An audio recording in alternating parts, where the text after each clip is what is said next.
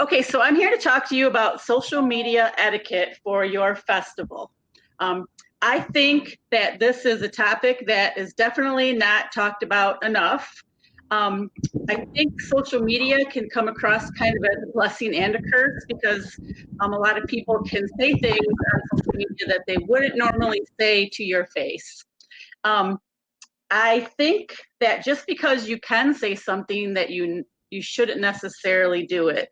And a lot of people have to learn that in using social media when promoting your festival, your event, your organization, and even in your personal posting, I think it can apply as well. The focus of today's presentation will mostly be regarding your festival and some things that happened to us with Rama, but I am going to throw some pointers in there on a personal basis. So the goal of the presentation, I'm going to provide you some insight on social media tips and tricks that can help better your profile and engagement. And Ashley might have to throw some tips in there and share some of our experiences that happened to us when announcing the cancellation of our festival due to COVID-19, how to handle the upset people on social media, and please ask questions as we go along so we can try to help you. Okay, next slide, Ash. All right, so here's some do's and don'ts. So do have a communication strategy in place. This is the first time most of us have gone through a global pandemic, and luckily our organization has someone like Ashley who already has a communication strategy in place. She is serves on the board of directors with us, and also is got a communications degree and has been doing all the social media and marketing for our organization for the past few years.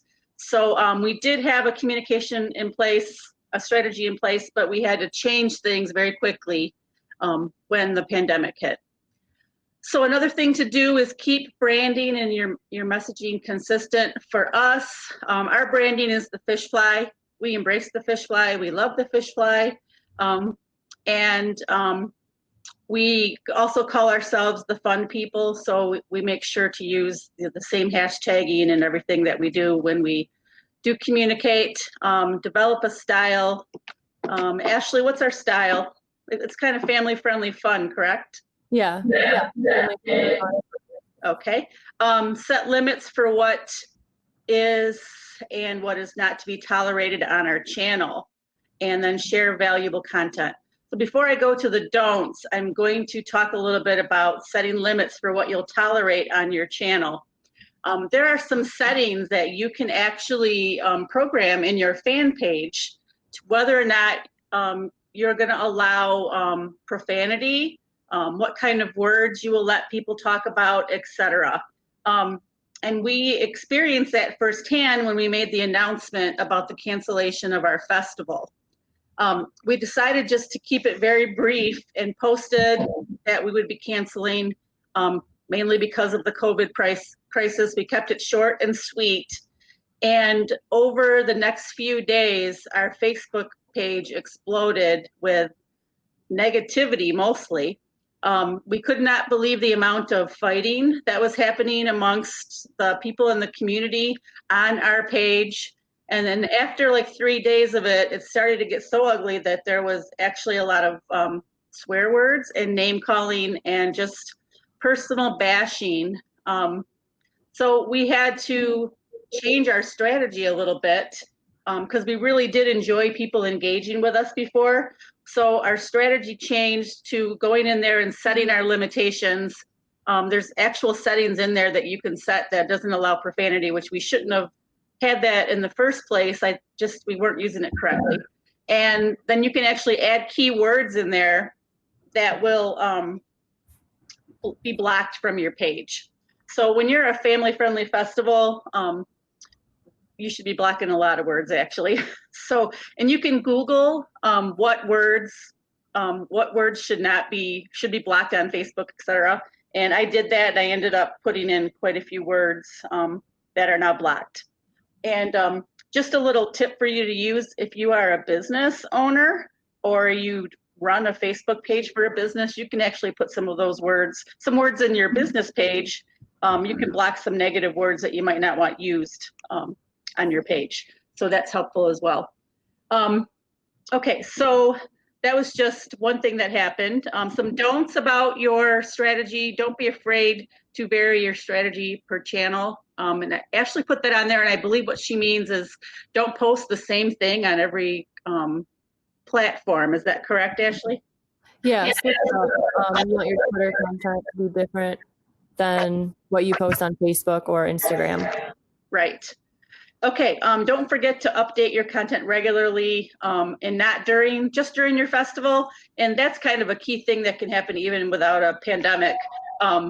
You want to keep people engaged with your page all year round. So, I would say make sure you post on your off season as well, and post community stuff, etc. And don't overdo it. Maybe on Facebook, post something once a day up to 15. And then Instagram once or twice. Is that a day or a week? That's a day. A day. Twitter's a lot. Twitter's up to 15 if you want to tweet a lot. Twitter, yeah. Yeah, you're going to be the one talking about Twitter. That's not my favorite. Okay, so go on to the next screen. Please feel free to ask questions. Yes, Eric, actually, you're right. So Eric just made a comment that you can put words in you can block words from your page that aren't just swear words like competitors, etc. Something I did, I do the social media page for the company I work for, and I actually added a bunch of negative words so people couldn't write like, this business sucks, this business is, I forgot all the words I used, but I used different words so they couldn't kind of talk negatively about us on our page. So there's some little tricks there. Okay, so Facebook etiquette. So brand your organization or festival's profile by completely filling out all the profile information. Show appreciation. Positive comments should be acknowledged. Interact with your people. Something that I've always thought about social media is, it's not all about me. And some people that might follow me might think that's funny because sometimes it seems like it's all about me. But I am not actually posting on my own social media every day. I spend quite a bit of time actually interacting with other people. So part of the etiquette of social media is give and take. So I'm going to promote events and promote things I do in social media, but I'm also going to go and share other people's events. I'm going to share other people's pages, try to interact with them as well, because that's part of social media etiquette. And to go along with that, when you have people posting on your page or actually starting conversations with you about your event, you have drawn them there and you want to keep them there so that promoting becomes easier for you. In my opinion, the hardest thing when you first start a fan page for an event or for a business is getting the people to like it. How many of you have, like, in your notification box, you've got 50 people inviting you to like different pages, and it sometimes becomes a pain because it fills up your news feed, but also you remember you want them to follow your stuff, so it's kind of a professional courtesy. Then also, all updates should be frequent and relevant. Again, make sure that you're posting things that are relevant to your audience. You kind of need to like check out the room, meaning who's following your page. Look at your followers and make sure that you're posting appropriately for whatever it is that matches your mission. Take sensitive customers and community situations or community inquiries to a private sphere, which means take it offline.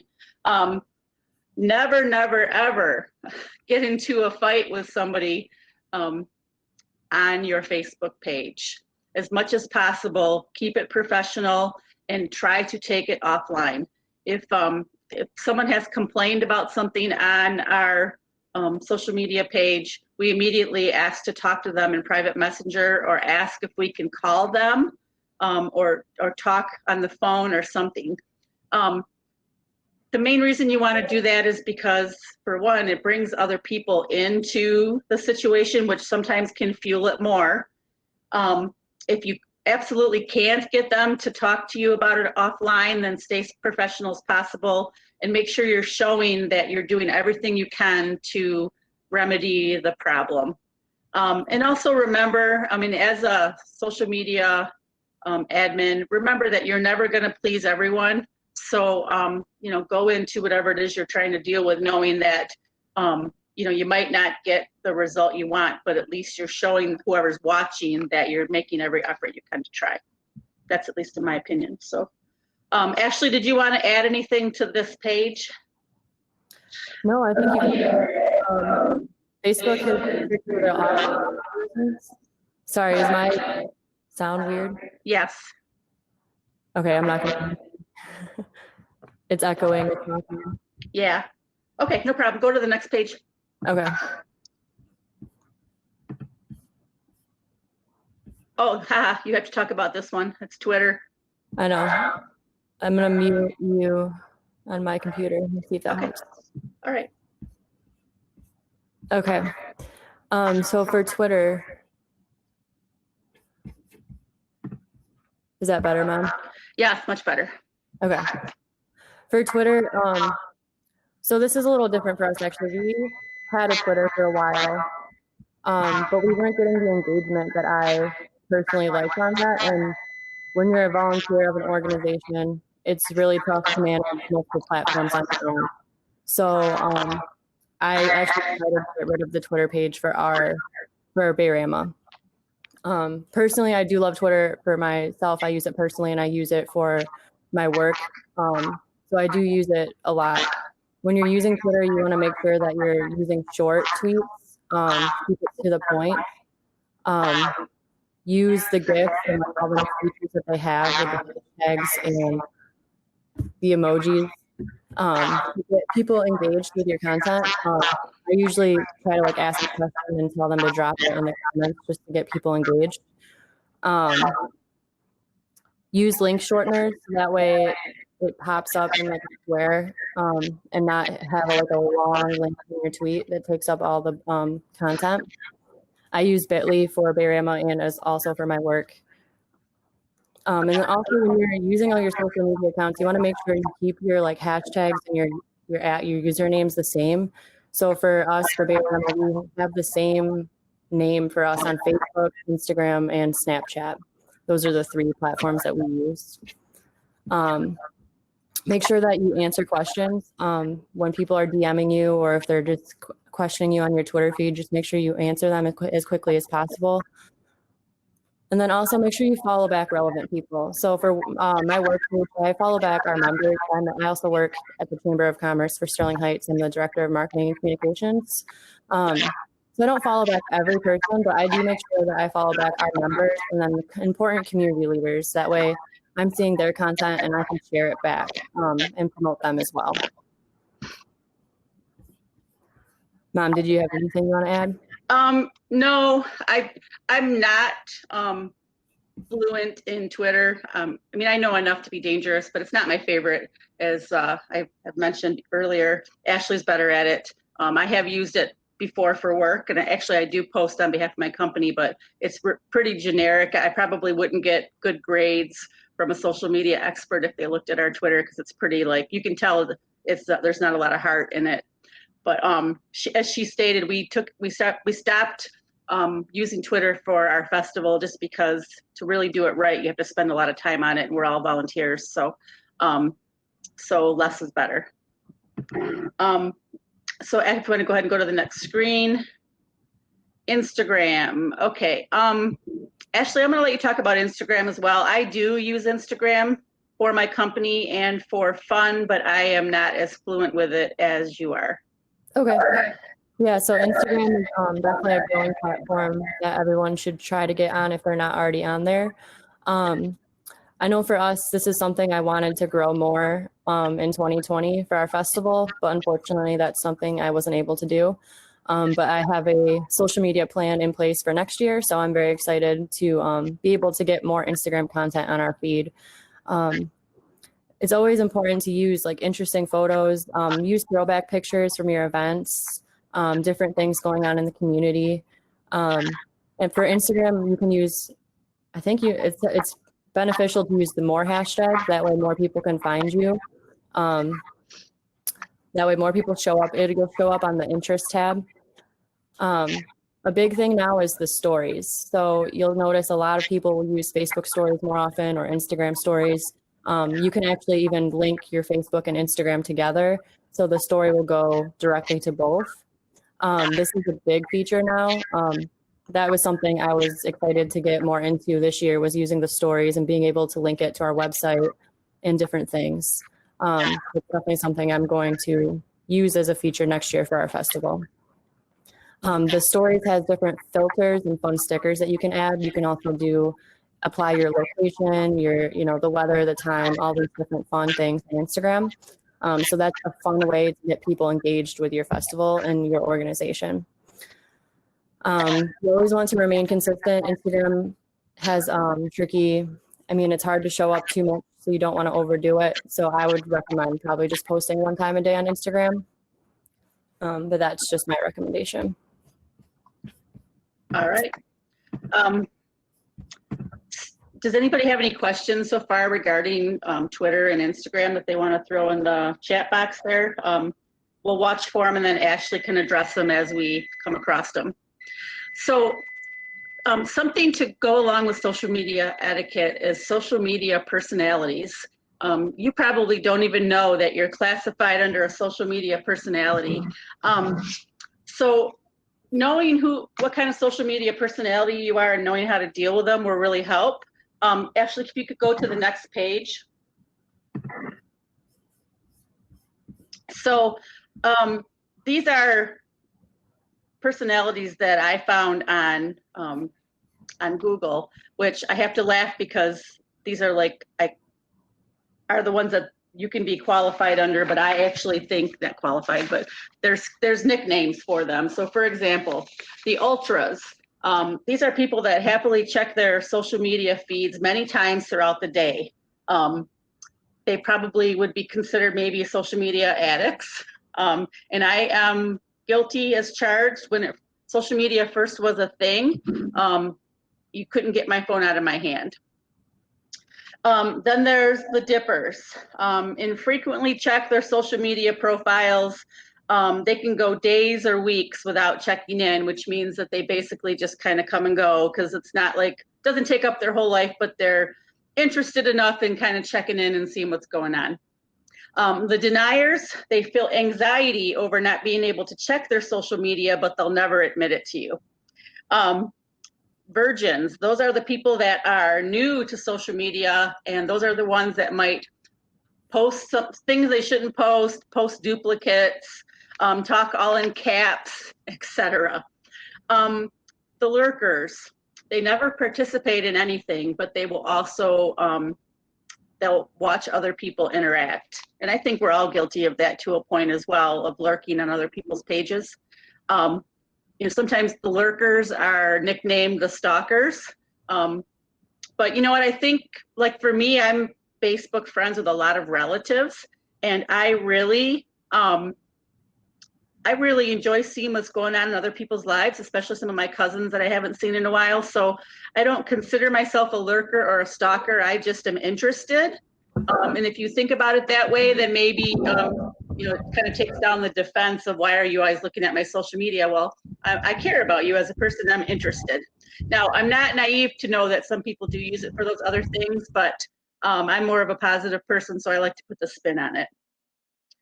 Okay, so the peacocks, really popular on social media. They get a lot of likes, a lot of retweets, and followers to them are a must. I used to be a peacock a lot more than what I am now. Again, I know I'm on social media a lot, but I used to be really concerned about my numbers, like how many people were following me, etc. And actually, I'm not like that so much anymore. I've actually deleted people that I don't think should be following me anymore. Ranters, extremely opinionated on their social media sites, but not so much in real life situations. I also like to think the ranters are people that post open-ended questions and then don't explain why, and then you're trying to figure out what it is that's going on. or they rant about things that they have no idea what they're talking about.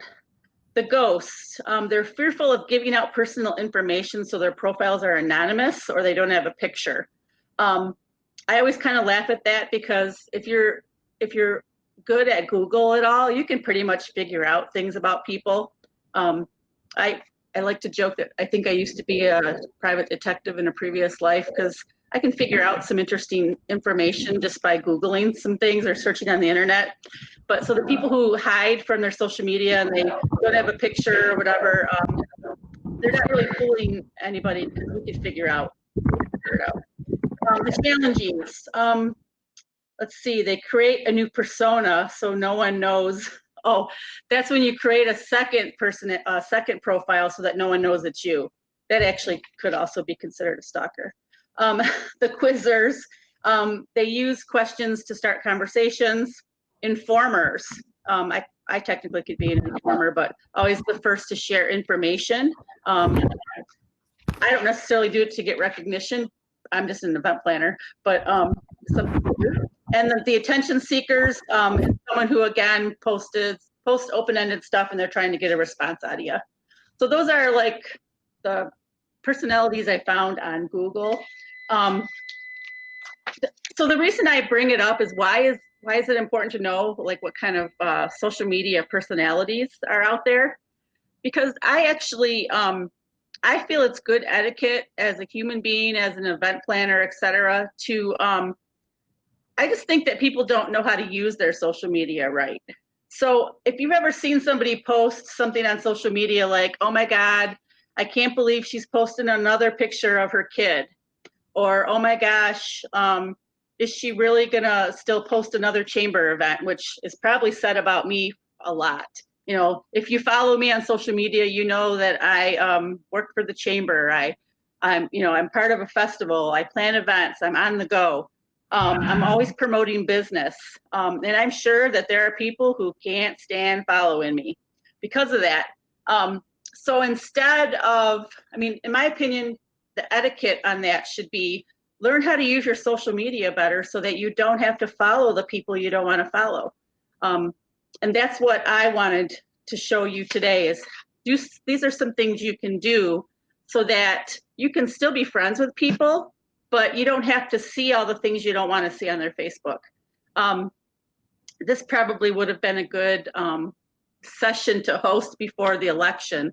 I'm sure there's many people who have blocked or snoozed or done something to somebody because they didn't want to see something.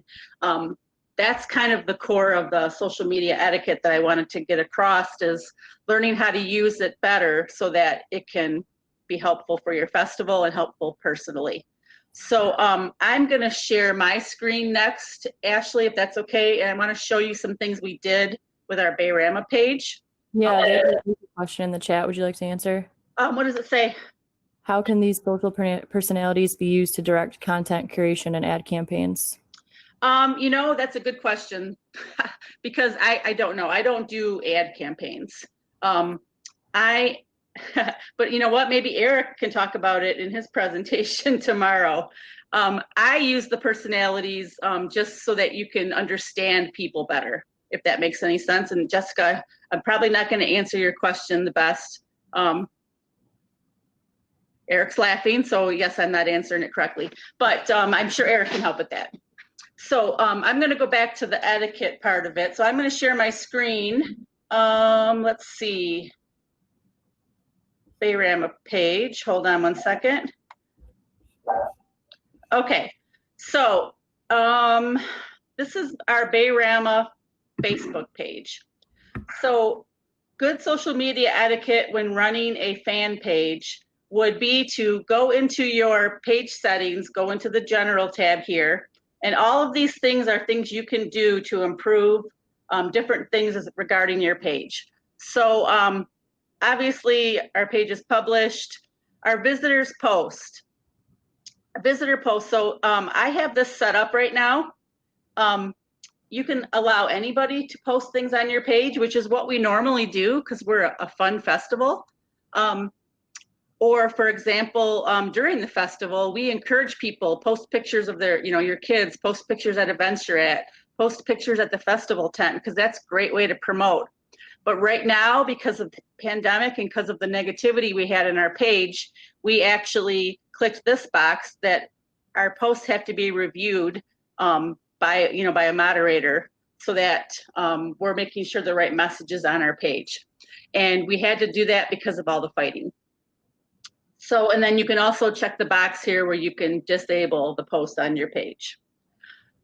Okay, so the next thing, post and story sharing.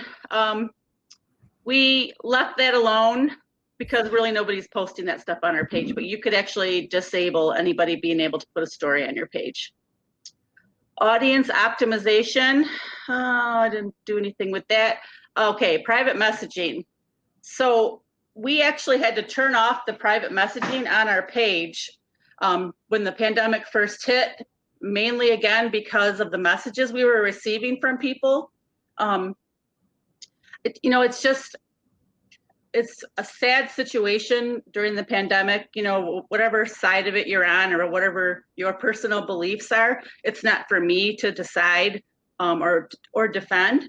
So, so for us to have to respond to these people as volunteers for this festival, we just decided the best approach for us, the best etiquette, was just to turn the chat box off so that we wouldn't have to deal with any of those things. Personally, I'm the president of our organization, and I was just worried that I might not give the right answer. So I just thought the best thing to do would be to turn it off. So you can actually just turn off your messaging.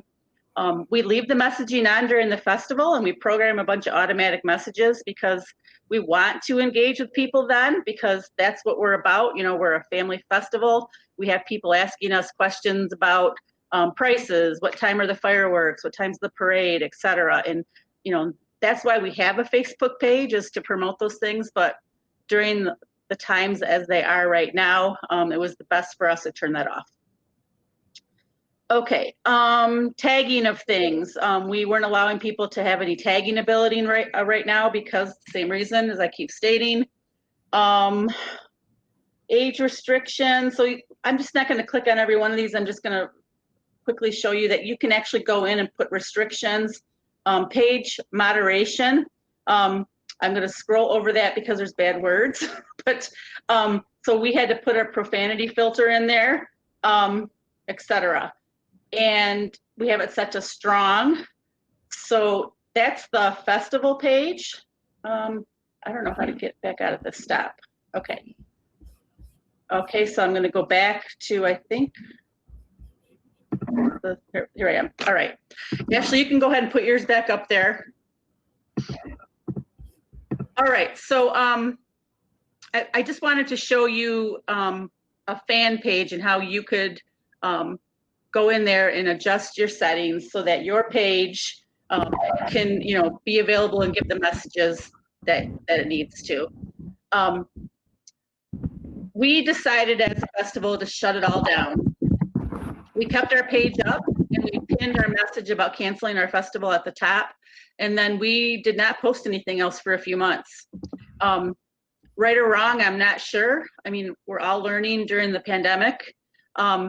It was so frustrating to read the posts and see the people's reactions that we couldn't win either way.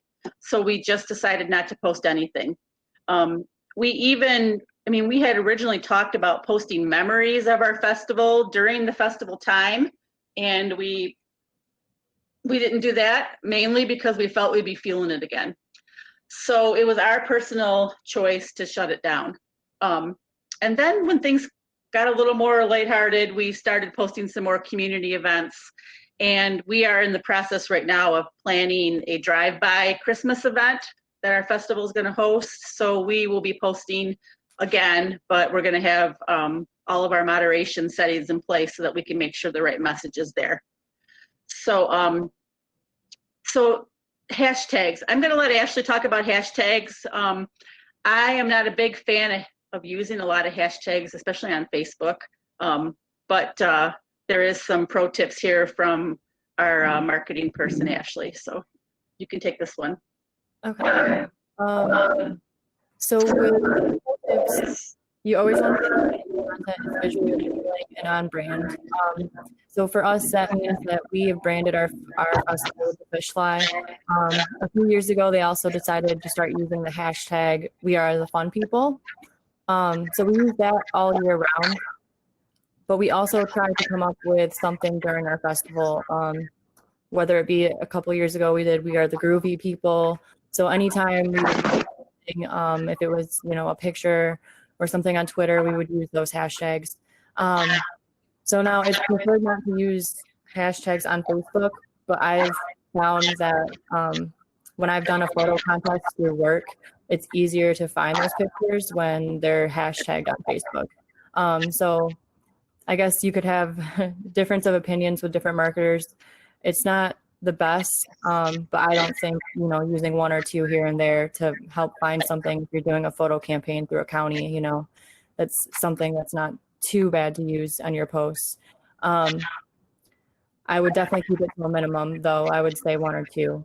For Instagram, that's something different. They do recommend like upwards of 11 hashtags, but that's so more people can find your content. A lot of people just search keywords in the bar, and then anything with that hashtag will come up on their feed. So another pro tip I would say would be to analyze your past posts so you can improve on your future content.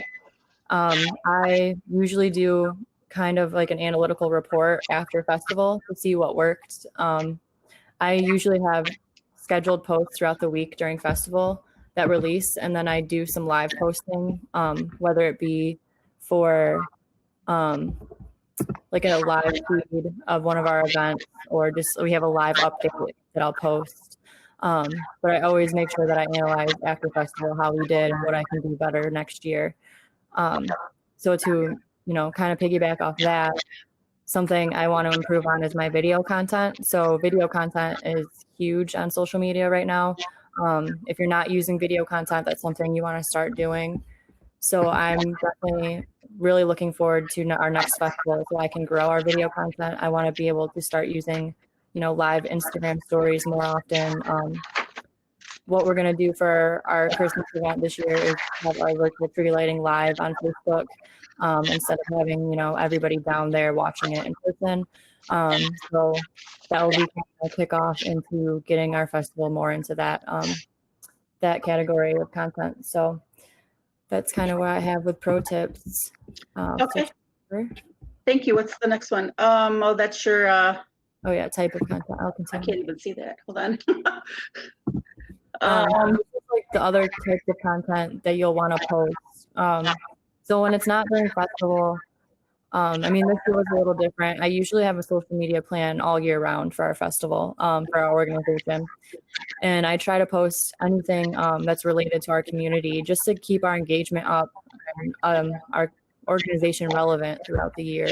Some of the things that I generally post are different types of community highlights or events going on. I share a lot of stuff from like the Parks and Rec department in New Baltimore because they're always a big partner for us in the festival. I share a lot of other local community organizations' pages and their content.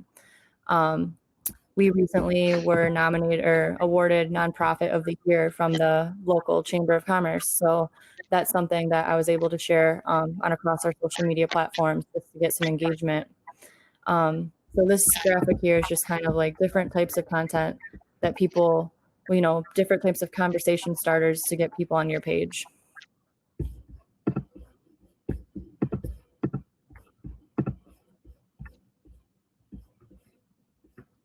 Okay. How can I zoom this? I cannot see this very good. Okay, before we go to the key takeaways, I want to share another screen. So if you don't mind, Ash. Yeah. Okay, I am going to share my personal Facebook page now. And the reason I'm sharing this is because I want to, again, talk about some social media etiquette you can do as a human being on your own page. So here's my page. If you go over to settings and privacy, we can go down into settings, but one thing I'm going to recommend first is you can do a privacy checkup. If you click on this, Facebook will actually take you through a whole list of suggestions to how to set your privacy up on your page how you want it. And then also for settings, you can actually, on the side over here, you can update your security and login information, etc. But privacy, profile tagging, public posts, blocking people, etc. Another thing, like I said, it's important for you to learn how to use your social media. I think that's good etiquette even as a person. So instead of unfriending somebody that upsets you, you can actually go in and you can, here, let's pull up Ashley. Here, let's go. I'm sorry, this is really personal, but you're in my Facebook stuff. Oh, she looks pretty. Okay, so let's just use Darlene as an example. This is Darlene. So over here, I can come over here, and if Darlene is posting something I'm unhappy with, I can actually snooze her for 30 days. I can unfollow her so that I will see less of her in my post. I can turn off notifications if I don't want to, get notified about Darlene, etc. And then something else, like in privacy settings, actually, let's stay on the snoozing thing. So let's just go to Darlene. So this is Darlene's Facebook page. Right here under the friend tab, I can actually edit the friend list with her. I can put her under categories. So you can't do this on your mobile phone, but on your computer, you can actually add audiences or add boxes that you can classify your friends under. So like Darlene, I consider to be a friend, so I can put her under my friend list. And then when I get ready to post something, I can just post to friends. Or I can make her restricted or an acquaintance, which means that she won't see as much stuff that I post. If I put her under a close friend, she'll pop up in my newsfeed more, etc. So let's say I'm going to post something to show you an example. So this is my page. Let's say I'm going to post a picture of, gosh, I don't know if this fall picture. So I want to post this fall picture, and right here under settings, I have the option of sharing it public, which means I can share it with everybody, or I can just share it with my friends on Facebook, or I can share it with my friends except for these people, which jokingly enough is my bosses at work and my brother, or I can send it just to my boyfriend. I can post something that only I can see. I can custom this, and maybe, have you ever seen somebody post something where they are doing a surprise party and they excluded somebody? You can actually include or exclude somebody right here in the privacy settings. I can send just to my close friends, just to my family list, just to my friend list, just to my work friends or my boating network. Instead of public. If you post it public, everybody can see it, even people who are not your Facebook friends. To me, this is so important for people to learn how to use their Facebook instead of being upset with other people for what they post, if that makes sense. If your company has a social media policy, you need to get familiar with that social media policy and make sure that you're using your Facebook or any of your social media correctly so that you don't get yourself in trouble. If I happened to be somewhere I shouldn't be on a work day, I mean, it happens. I'm sure it happens to some people. Don't tag yourself there or exclude the people that you should be excluding from that post. If that makes sense. Does anybody have any questions about categorizing your posts? Not everybody that you're going to post to is going to be the audience that you want to see that message. I might want to just post a flyer about a family event I have coming up, and I'm just going to tag it to my family. Just come right down here and click the family box. And then no one else will see it but the people that I included in that post. Again, so it's really important to learn how to use your Facebook. Right here, the bio. I actually used to have my company there where I worked, and I took it out. Only recently I took it out, and the main reason is because I have a very good friend who just lost her job because she posted something political on another friend's Facebook page and offended somebody from that page, somebody she didn't even know. And they bickered a little bit, and that person ended up going back and looking at her Facebook page to see who she was, saw where she worked, called her employer, sent the screenshots of the conversation, and because they had a social media policy in place that basically said if you do anything that makes the company look bad, she lost her job. It just sounds crazy, but I mean, this is like the sign of the times of social media. As I started off with at the beginning, it can be a blessing and a curse. It's so easy to promote. It's so easy to do things, and everybody thinks because it's your page, you should be able to do what you want, but you really have to be careful. So these are some personal tips. I'd be happy to help anybody that needs any help. I have learned how to use my social media. I have people snoozed, I have people blocked, I have people on acquaintance. I only post to friends, family. If I'm promoting an event, I'll post it public. I mean, honestly, there was some things that I posted throughout the election that I didn't want all audiences to see. If I was promoting a particular candidate that I was supportive of, I had blocked audiences for that. It's just good etiquette. Again, just because you can do something doesn't mean you should. So learn how to use your social media. Just a little point of interest. Sometimes you just never know what people will read. So Facebook has this new thing here where you can actually put hobbies in. And so I had some fun with it, and I decided to throw some hobbies in there. And, you know, a few of them were serious. And then I thought, hey, wow, these are some funny options. So half of these hobbies are true, and the other half I put on there just to be funny. And so far, nobody has commented. So, I mean, I really, really thought that maybe I would make some friends on the sled dog racing team, but, you know, nobody has made a comment on it. But I'm going to leave them there and just wait and see what happens. But, you know, just for laughs, I'd be interested if anybody wants to throw in the chat box which ones of those are true.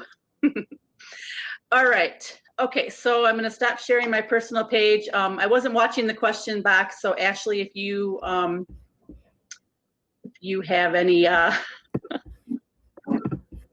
No, there's no questions. Okay. All right. Okay, so where were we at on the presentation? Just the key takeaways. Okay. I'm going to be really honest. I got a Zoom or something. I cannot see that. Put a comment on how to zoom. Hit control and scroll up and down with your mouse. Okay. Oh, there we go. Thank you. Oops, so I went too far. Okay, perfect. All right, now I can even use glasses. Before I couldn't see it at all. Okay, so key takeaways. Do what makes sense for you and your organization. If you don't get the engagement that you want from the things you're posting, try a different platform.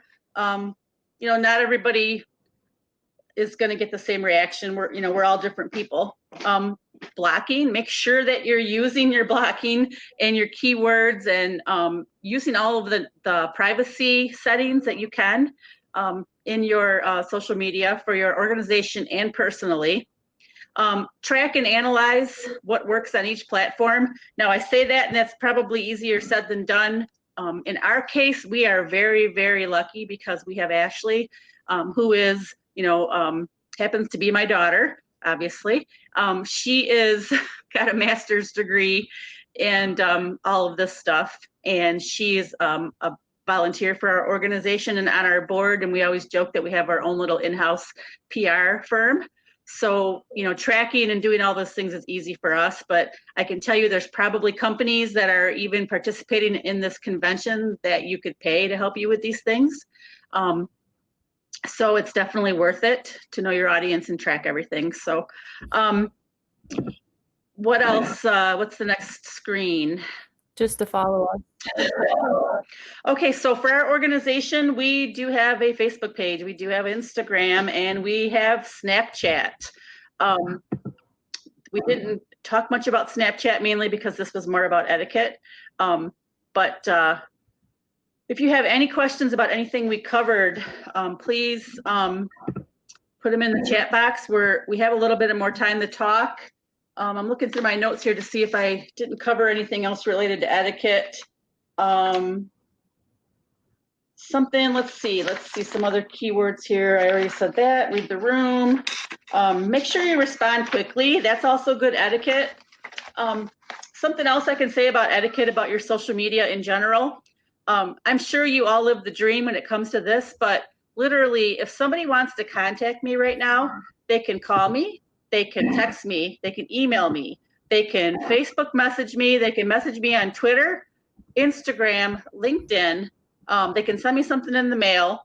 They can Snapchat me, etc. It's just absolutely crazy.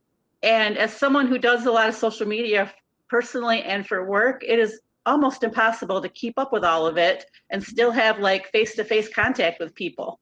I've actually had family members who actually get upset with me because my phone is in my hand and I'll be like, I'm working. I'm responding to something. The best way that I think to handle that is the best etiquette is maybe the ones that you're not monitoring, just put a little automatic message in there.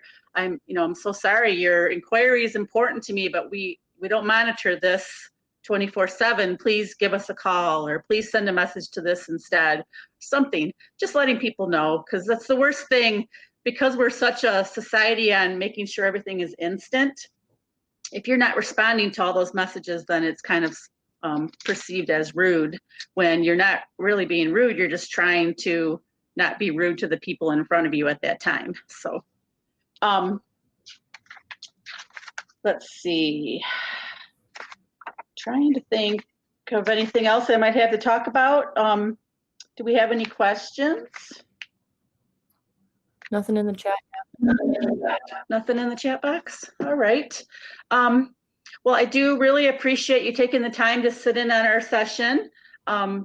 Between Ashley and I, we could talk about social media and different topics related to social media probably all day. This one was about etiquette.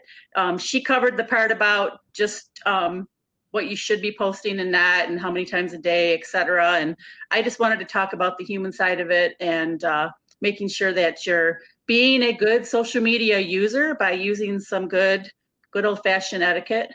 And that's all I have. So again, I'm Lisa Edwards. I'm the president of the Rama FishFly Festival. My email's on the screen. Ashley is one of our directors. She also works for the Chamber of Commerce as a marketing person. And between the two of us, we could probably help you with anything. And if we can't help you, then Eric can help you. And Eric is from MLive, and he's going to be teaching a class tomorrow. And when I first met Eric last year at the Michigan Festivals convention, I followed him on all his social media outlets because he has very valuable information as well. So that was a shameless plug for Eric. And again, thank you and enjoy the rest of your convention. I serve on the board of directors as well, so please make sure that you take some time and talk to our vendors. Utilize the chat boxes that are in all of these little rooms. And let people know that you're thankful that they're here. So you have a great day.